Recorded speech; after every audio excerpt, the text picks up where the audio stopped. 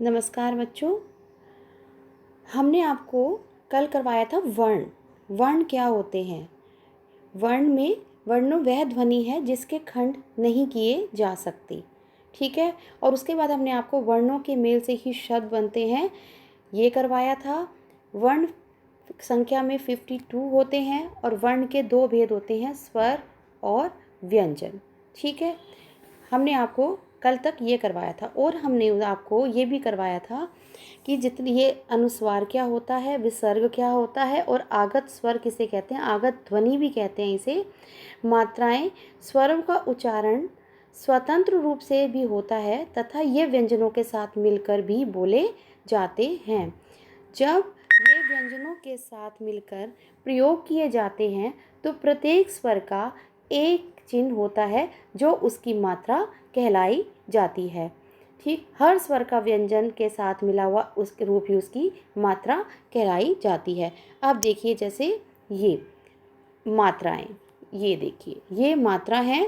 ठीक, ये हर स्वर की मात्रा, आ की मात्रा नहीं होती।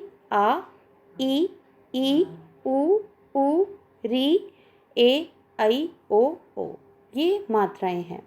अब देखिए स्वरों के प्रकार। स्वरों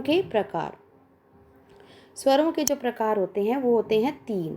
ठीक है, ह्रस्व, दीर्घ और प्लुत।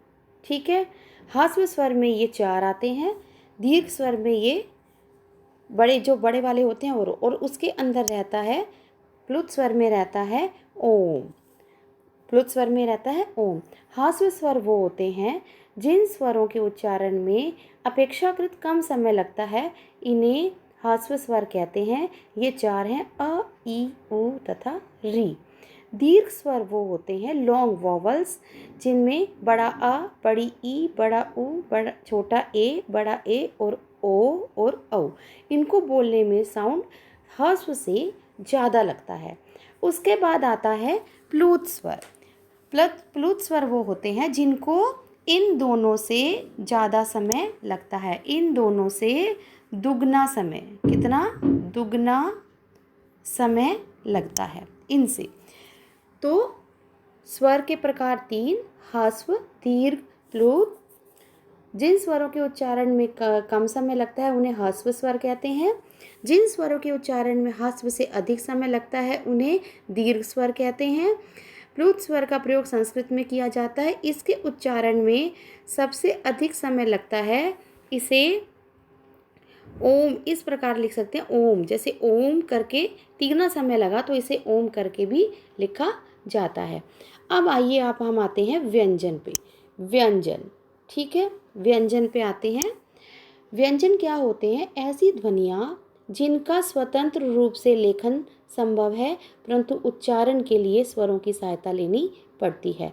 देखिए ये जो ये क, ख, ग, अंगा, च, छ, ज, झ, अना, ट, ठ, ड, ढ, अणा, त, थ, द, ध, न, प, फ, ब, भ, म, य, र, ल, व, श, स, ह, श, त्र, ज्ञ, श।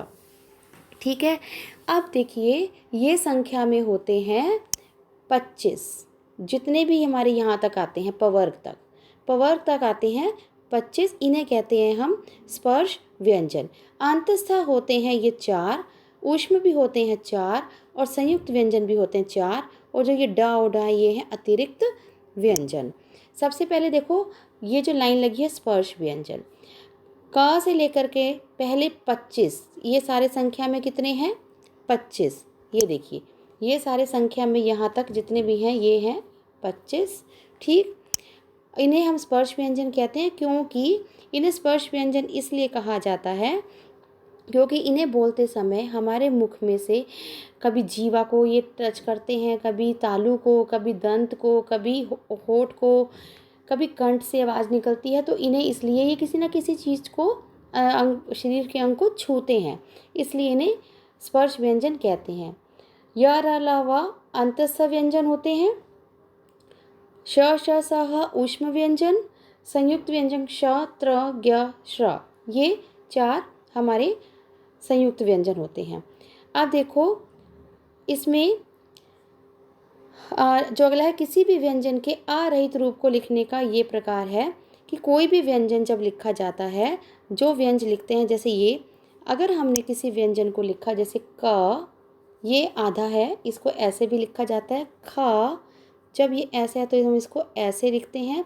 ये अगर उसके आगे से हलंत को हटा दिया जाए तो वो आधा अक्षर बन जाता है वैसे, और जब हम उनके साथ मात्रा लगा देते हैं तो ये पूरे बन जाते हैं। अब देखा, हमने आपको बताया था स्पर्श व्यंजन, अंतस्थ और ऊष्म व्यंजन। देखिए, स्पर्श जो म्यूट रहते हैं, बोले मतलब कि अंदर अंदर किसी चीज़ को छुए जाते हैं।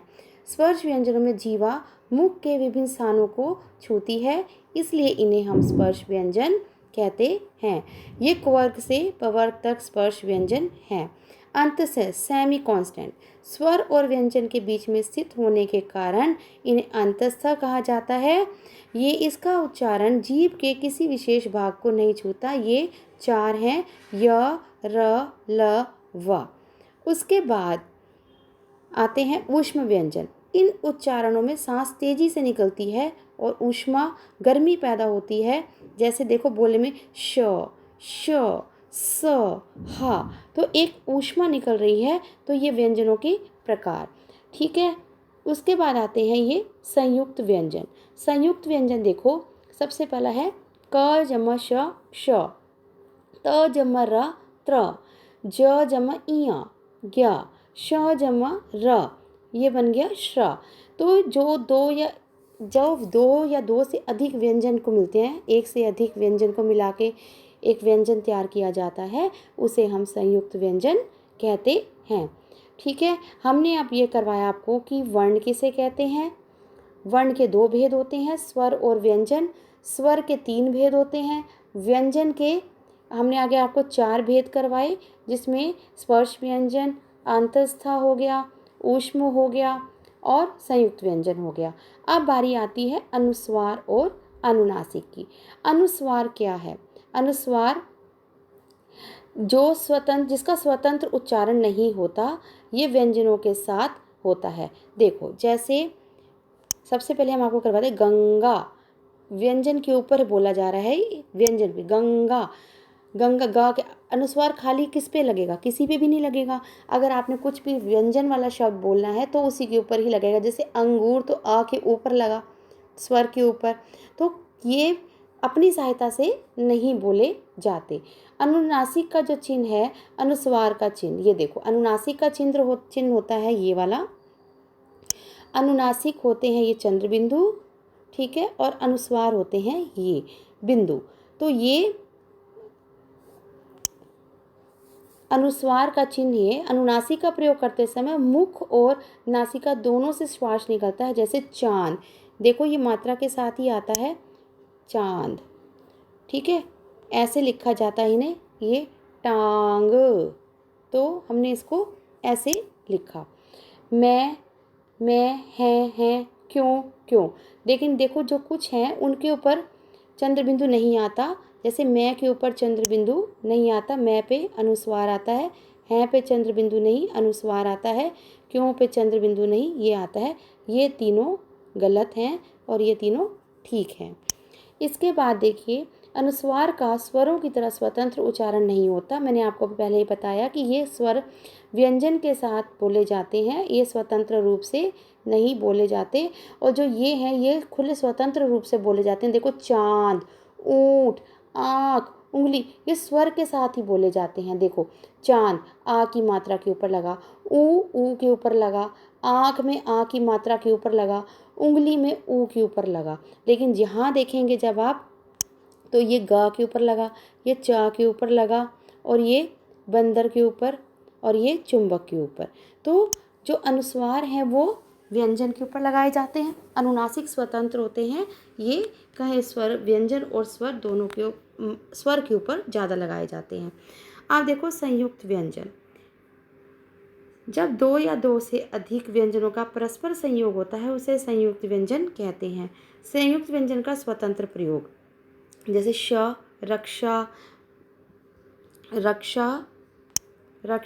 भक्षक, पक्षी, क्षितिज, ये इसके चार। तो पत्र, क्षत्रिय, नेत्र, त्राण। ठीक है।